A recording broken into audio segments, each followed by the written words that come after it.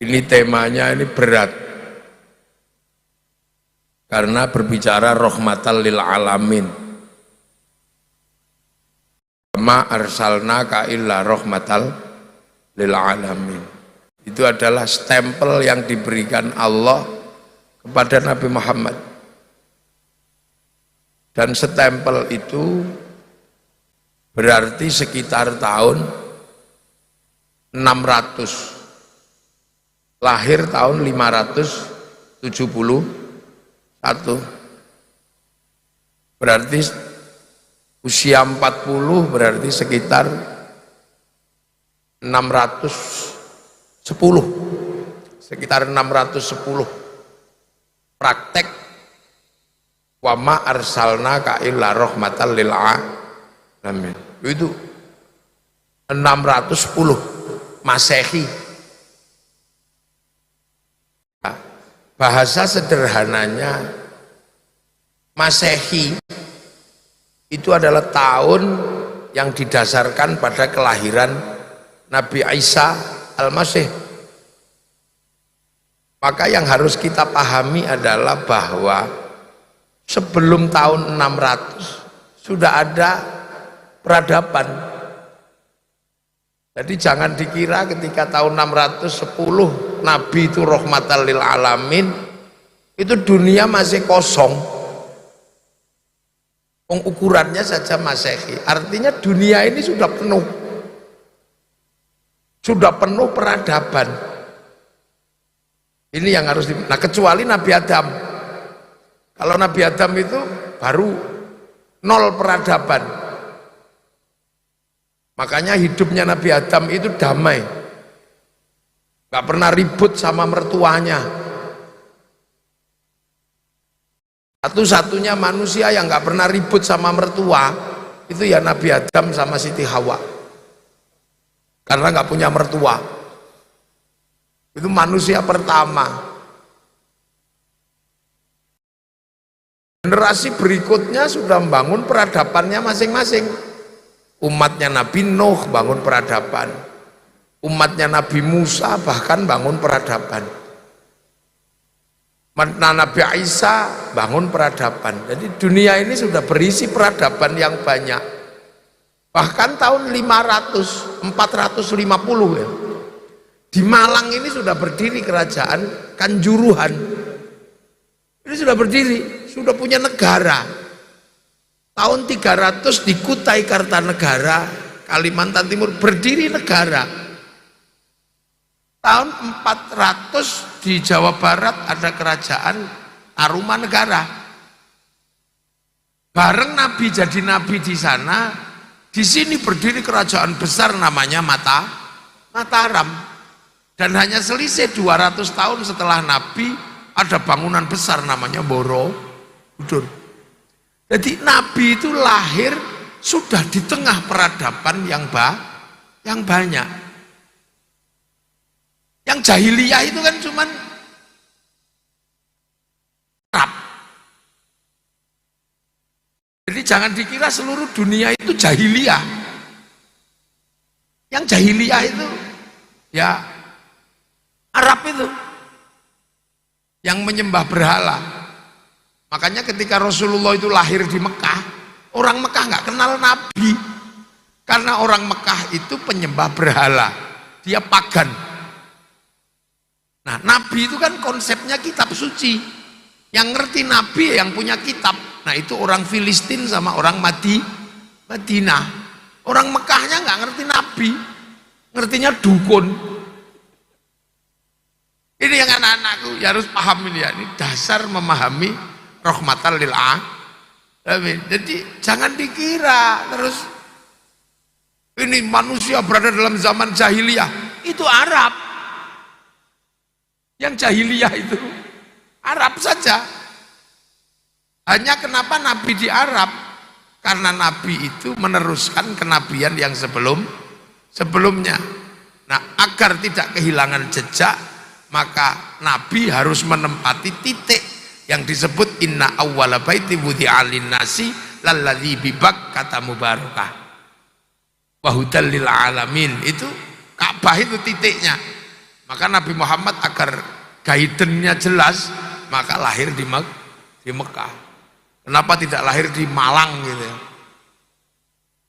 Jadi bukan apa-apa, bukan karena Mekah itu jahiliyah atau bukan, ya karena memang awwala baiti wudi'a lin-nasi lalladzi bi Bakkah mubarakah wa hudal lil alamin itu ada di Mekah. Sebelum bergeser ke Palestina dan dari Palestina bergeser ke Eropa dan ke beberapa peradaban, mulai peradabannya itu di situ. Makanya Jabal Rohmah itu juga di Mekah, titik temunya Nabi Adam dan Siti Hawa. Ini berbicara tentang Getzes, perputaran peradaban. Nah itu yang harus diingat. Jadi Nabi Muhammad itu ketika jadi nabi itu harus bernegosiasi dengan seluruh peradaban dunia. Harus bernegosiasi. Persia sudah lebih maju daripada Mekah. Makanya orang Persia, orang Romawi gak mau ikut Rasulullah karena mereka punya istana megah. Rasulullah cuma tidur di atas pelepah kurma. Makanya dengan peradaban itu orang Romawi gak mau, karena Romawi sudah punya Tuhan namanya Zeus, punya istri namanya Hera, punya anak namanya Hercules. Itu Yunani, jadi kuat gitu. Di Jawa juga sudah punya Tuhan, keyakinannya namanya Kapitayan.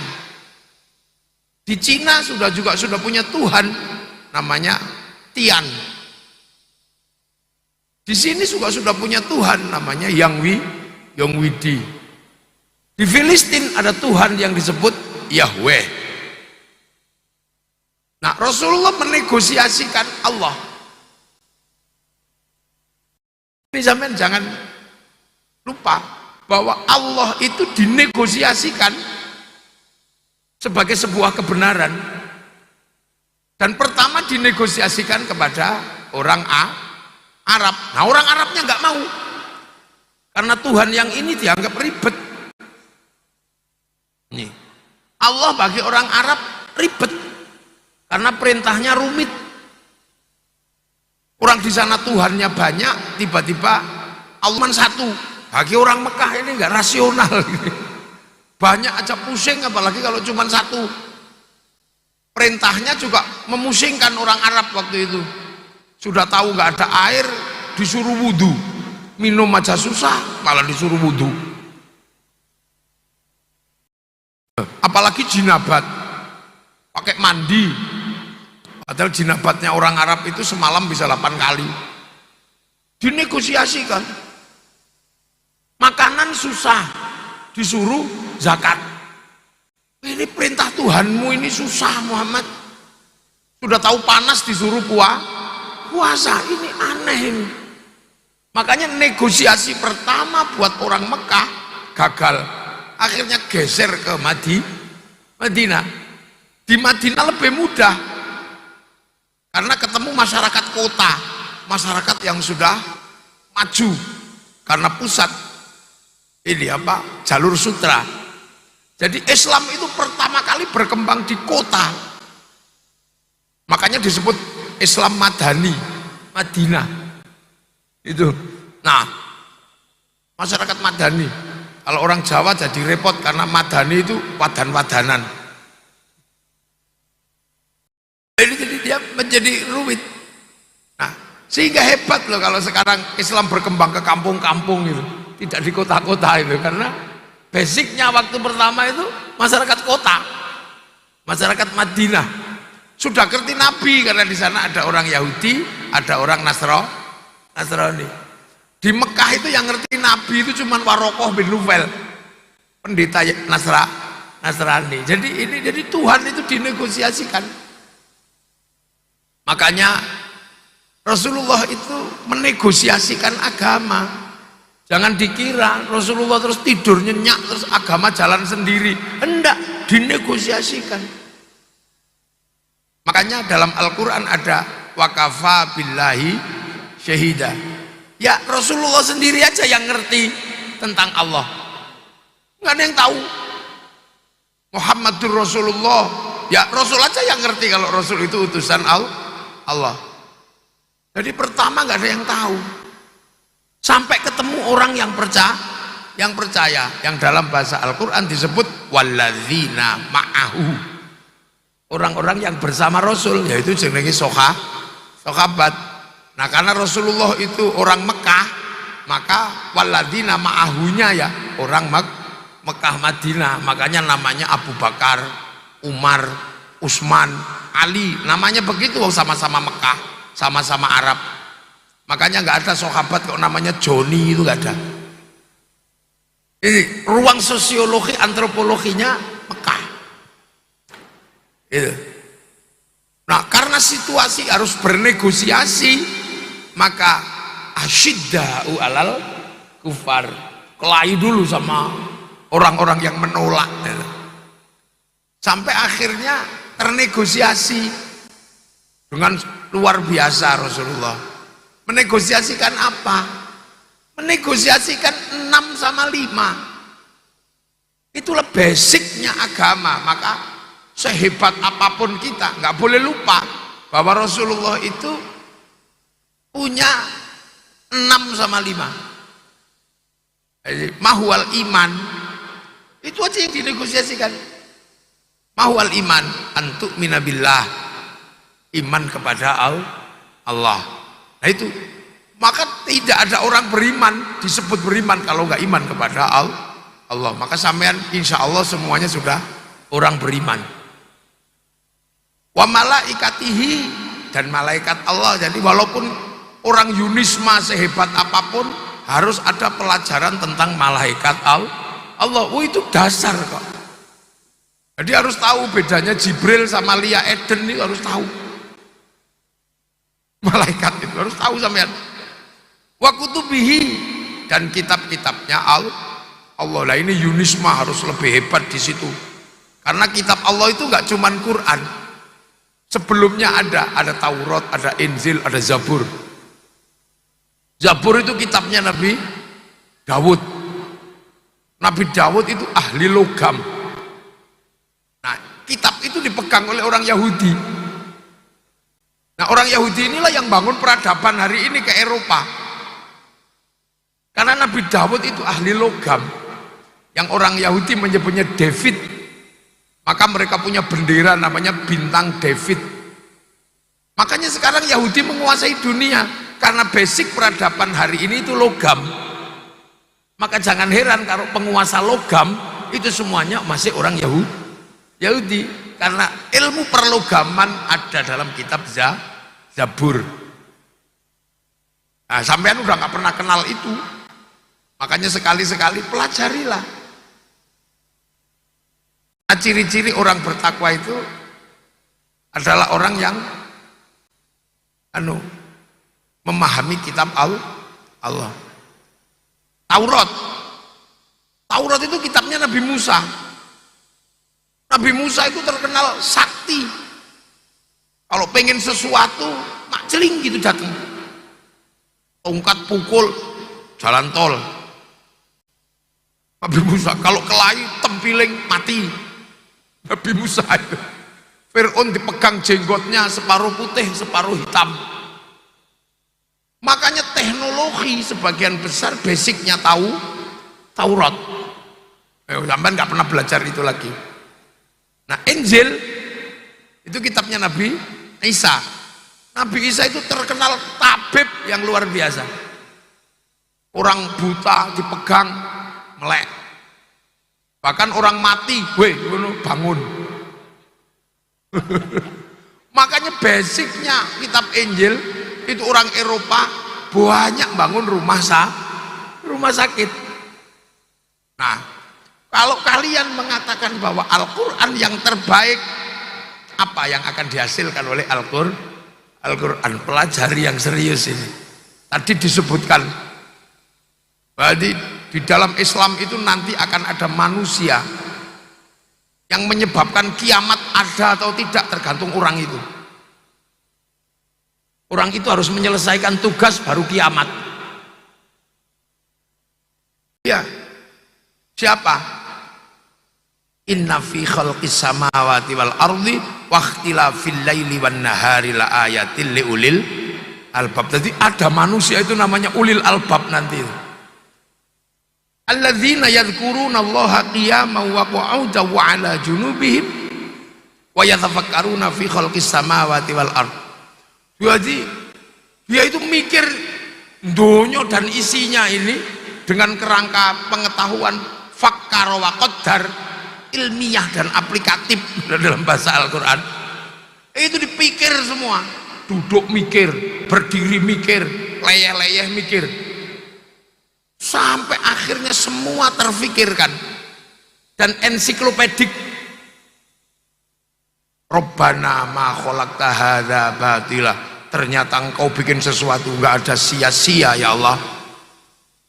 Jadi Islam itu nanti akan kedatangan tamu namanya ulul albab, yang basicnya bukan berangkat dari kitab suci, tapi basicnya berawal dari ikhtilaful laili wan nahar. Jadi itu basicnya dari itu penelitian, laboratorium. Itu ketemu Gusti Allah nanti di situ. Nek sampean kan ketemu pangeran krono dikei tek, kayak Quran iki lho Gusti Allah.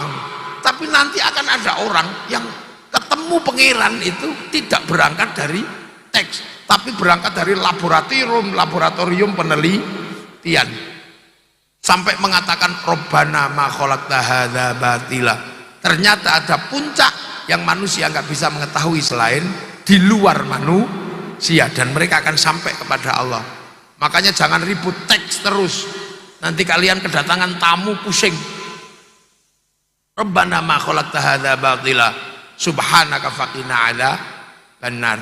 Rabbana innaka man tudkhilin nar faqad akhzaita wa ma lidh-dhalimin min ansor. Rabbana innana sami'na munadiyan yunadi lil iman an aminu bi rabbikum fa amanna. Rabbana faghfir lana dhunubana wa kaffir 'anna sayyi'atina wa tawaffana ma'al abrar. Rabbana wa atina ma wa'adtana ala rusulika wa la tukhzina yaumal qiyamah innaka la tukhliful mi'ad. Ini manusia baru ini.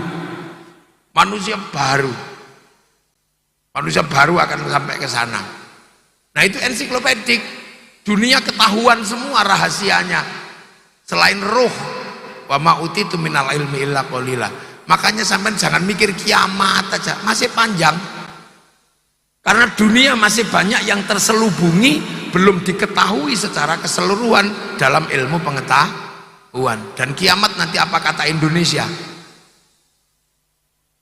Ya, karena ensiklopedi biotik, abiotik itu terbanyak ada di Indonesia. Arab itu menyimpan binatang berapa? Paling unta, kambing, arnab gitu ya. Di sini menyimpan garangan, undur-undur, luwak, lebih banyak di sini. Orang Arab itu menyimpan hantu itu cuma dua, jin, syaiton.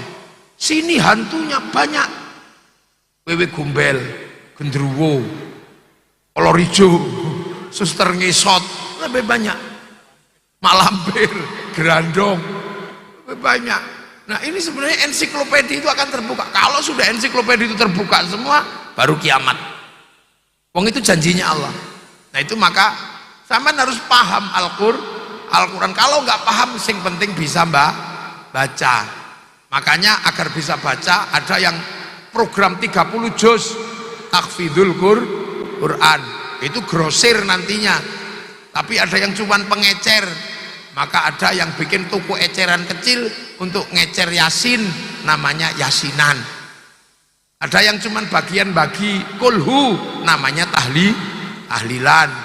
Ada yang bagian bagi Bismillah, namanya suwuk loro untu. Ada yang bagian cuman bagi satu huruf tok. Orang Jawa kalau dipanggil bapaknya jawab nun, itu satu huruf tok. Tuh, ini terkait apa? Kitab-kitab Allah. Jadi orang beriman itu antuk minabillah wa malaikati wa kutubi. Yang keempat wa rasulihi. Zaman harus hafal, gak boleh. Rasul-rasul Allah dan dinamika sosiologi, antropologinya harus paham. anak Yai, anak Unisma harus ngerti. Jangan ngerti Nabi Muhammad kok, harus ngerti Nabi yang nggak pulang, namanya Nabi Idris, itu nggak pulang, dia tongkrong di langit sana, nggak mau pulang. Ada Nabi yang terbunuh, Nabi Zakaria. Ada Nabi yang kemudian nggak pulang lagi, Nabi Isa. Ada Nabi yang besar-besar, zaman raksasa, Nabi Nuh.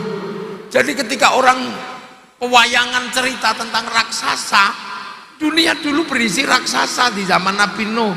Bahkan di zaman Nabi Musa masih ada kampung raksasa. Jadi jangan sampean anggap itu mitos.